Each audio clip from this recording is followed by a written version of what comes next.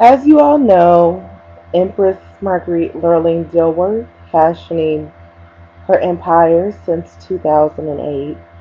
And I'm thinking of all the lovers that I've ever had. By far, Latin men and white men have had the best sex. Uh, Black men and or mixed men have good game, and I think they're better with playing roles. I think that they kind of have a lot of swag. Um, and that's the majority of my lovers. I think Latin men have the best game. I think that Indian men have the best sex as well. But the game is a little too harsh. It's too much of an extreme. There's too much extreme between the empires. So I have Temple MARG, and they hold Temple Indian Rad. So those are twin temples. But that's only because I needed that fire element. I needed that summer. I needed something. But even though I've had more black partners, the sex just got more animalistic. It didn't evolve. So it's kind of like I was in a stream of lots of sex. Um, and it was copious. I mean, there was lots of exchange, both giving and receiving of oral. Um, Not a lot of anal at all. And obviously, I have almost no valid female experience, as in girl on girl. So I'm considered to be white as snow. I'm innocent in the Christian sense. Um,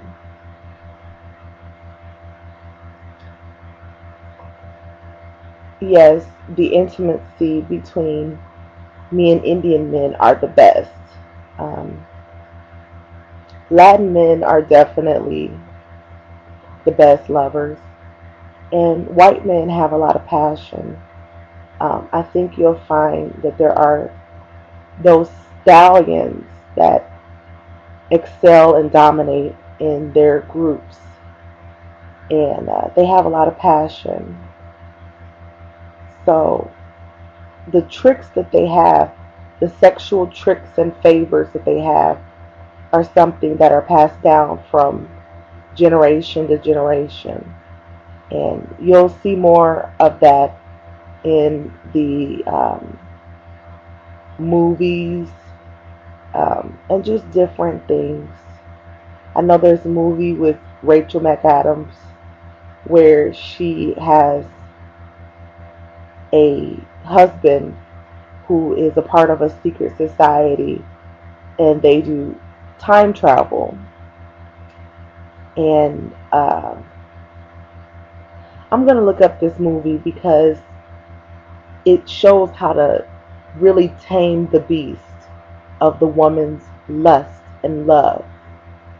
And I think they did a good job with that. I think that they were able to speak on the major themes. Um, as an empress that rose through the ranks, I don't underestimate the power of love spells in getting what I desire. You can definitely use people's desires to get what you want. I've never done that to anyone's disadvantage, but I think that I can. I think that I have the ability to do that like any other woman or figure that is in a dominant role. But it's better to live in the society with a clean slate. Though it's hard because as you gain in power, as you gain, you will become more greedy. You will want to take more privilege and rights, and you just have to remain balanced. So I'm doing that by dedicating myself to work, but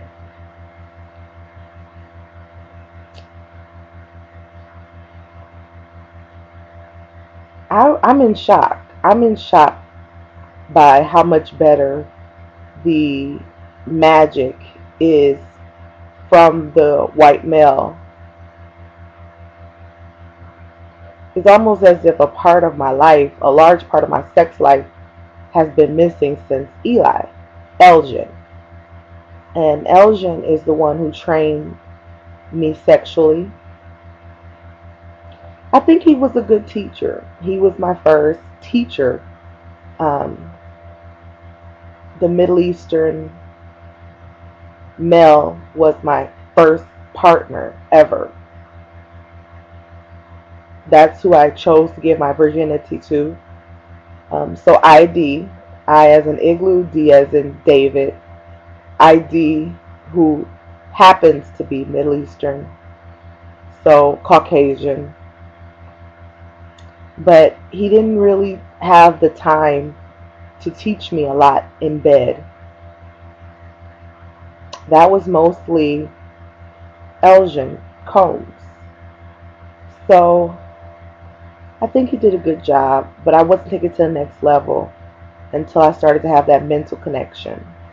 And oddly, my Indian partner, the Khan, is the only one I can connect with mentally. Though there are a lot of white males that will leave signals and clues that they can connect mentally, but they're not intimately attracted to me. It doesn't really hurt because it doesn't surprise me. I have to look at my desires and the things that I love. And I think that my desires and the things that I am sexually attracted to are similar to their own. So it's not a huge surprise. It doesn't hurt anymore. But I think with that being said, also, we should be physically kept apart so that we don't end up in a headlock, like two bulls fighting over something sacred. It is sacred, but it is not mine. I have my own. So I only protect this body. And it is a hot body. It's my body. Um, I want this to be something that will last forever. I want this record to last forever. Um, but I do have a few regrets. I don't have many regrets for my life. I think that Eric is a regret. He is the one who poisoned our stock. We had a strong stock, but it's also protection because as Empress, I was so high value that people weren't taking the stock seriously. So Eric provided a resource of protection, but he also poisoned our stock, our valuable stock. I'll never know why he did it. I'll never understand. But I think it's because he's power hungry and he really just has evil ways.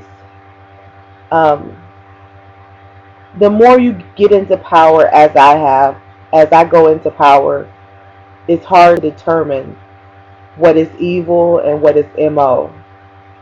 So it's better just to be sovereign. And that's how I rose up. I started sovereign, became an emperor, and then I became imperial. And those are the three introductions. Then I skipped to report 11, which are tricks and art of the trade. And I'll probably make report 11 100% public, but let's look this up real quickly because these are, even the sexual secrets have power. All of their secret trainings, sorority, fraternities are used to dominate others.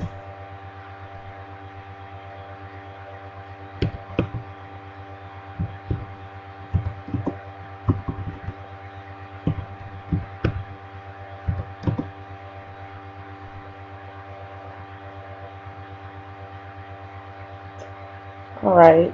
Um, and I think it was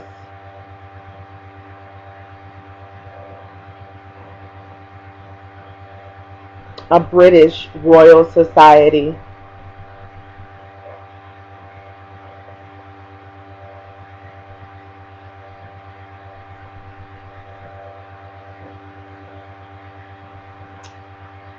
Now, let's see. I think it's about time. It is 2013, about time. Yep. And he basically is a time traveler. But I saw aspects of how it's passed down from gender to gender, and the males to males.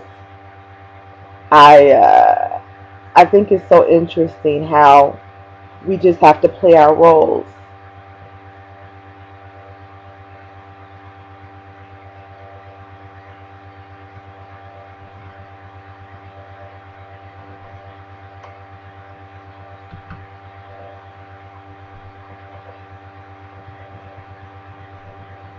So that is the Saint Marguerite Lurleen Dilworth Boss Mind connection.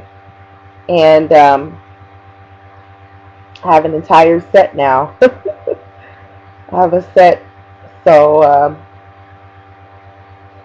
I'll go ahead and make this available, because as I go through the course, I see that their timelines and my timelines are very different. But we all have the sun center as the vital component. I'm not saying it's the most powerful, but it's definitely the one that we desire the most, the sun. Now, when I watch a hate story, it reminds me so much of myself. How this young man, and it's a Hindu movie, I believe, or Indian movie. This young man, he's so great and so advanced in business, but he's always in sexual relationships with hood rats who have nothing to lose. So I think he needs to go ahead and separate from that and class up. He needs to be with his class. Um, and that's why I love that movie, because I can identify with either character. I can identify with the girl and I can identify with the guy, which is an odd combination because they're nowhere near the same. They're like not even near the same character. But she's a hood rat and he is a part of a good business family and high ranked. So I thought that was kind of odd, and he probably needs to just stop being around hood rats and those who don't have anything to lose, because even sexually they will try to bring you down, and most of them come from pimp families, so they can use their sexual connections to try to get you in the same position at a disadvantage as they've been doing before. Well, the hood rat ends up being killed anyways. So that's just one side of, you know, the sexual life. I do believe there's more to her. I do believe there's more to anyone. But he just had more going on in his life. And I think that that should have been taken into consideration, because usually in these relationships, people have pity on the sexual partners, they have pity on them, not realizing that as a business side, we've worked just as hard. And I identify more with the man. We work so hard to maintain these empires, which are combined in a larger sense. So at some point, I have to represent the empire and put those desires on the back burner. It's a balance. It's a balancing act. It's never one more important than the other, because human relationships have a whole lot of importance and can be more powerful than the sun power, solar power. But when I think about my sun kit that was given to me by the Wanted, I was in love with Siva or Silva because he reminded me of Amin. Amin is from the Middle East, and when I think about El Varner's song, I Don't Care, the love is because you finally have a partner that you can advance, and everything just comes so easily. Everything comes easily. Everything is so fluid, and it feels so great. But you have to be careful, because if you're unequally yoked, meaning one partner is more powerful than the other, then you could be put in a very perilous situation. And that's what I wanted to avoid. And that's why with the Khan, I'm determined in my heart that we will not become intimate or meet until I raise to the level of power that he has achieved, even mentally and in terms of actual strength. I must contain the spirit of the beast. And the spirit of the beast is strong, but if you know how to contain it and you know how to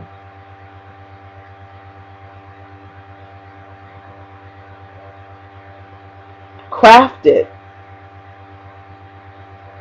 then I guess I will have the advantage. As I craft the Taming the Beast, Empress Marguerite Lurleen Dilworth, the person speaking with you, will have the advantage. And as I continue to balance, I keep everything around 16 minutes or more. So the Dragon Wars are going to end in my favor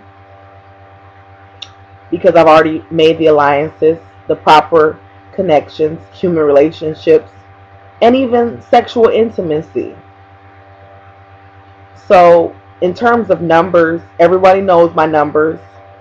The partners I desire are around 35 to 38. And the numbers of men that were building the empire, building the body, are about 110. So that's 110 partners that are building the body, building the empire, that are making us stronger. And about half of them were poisoned by Eric, but we're still strong. And the 38 are safe in a cloud. And those are the ones I desire. Majority Indian, Latin, and white. And it isn't fair. But I was as unbiased as possible. That decision was based off of pure pleasure. The pure pleasure principle is the only guide that I used, and they won. So I don't know what it says, but Eli is definitely within the 35 to 38, and he's African American, and so is Will. Will is in there as well. So I think that just means that when you think of these societies, they're not always out in the open. These are secret societies, like the Royal Society of British Men, um, Salem's Sons, just all types that use their bodies as. Oh, there's even um, Wu XIA. So they use their bodies as weapons as well as tools, robots of pleasure and sexual prowess. Thank you so much. I think that this is a good wrap up. It's a good wrap up stage. And it's Eros. It's all under the conceptual title or conceptual category as Eros. And you can use that energy to create a storm. So Eros is the eye of the storm. Love you all. Speak with you soon.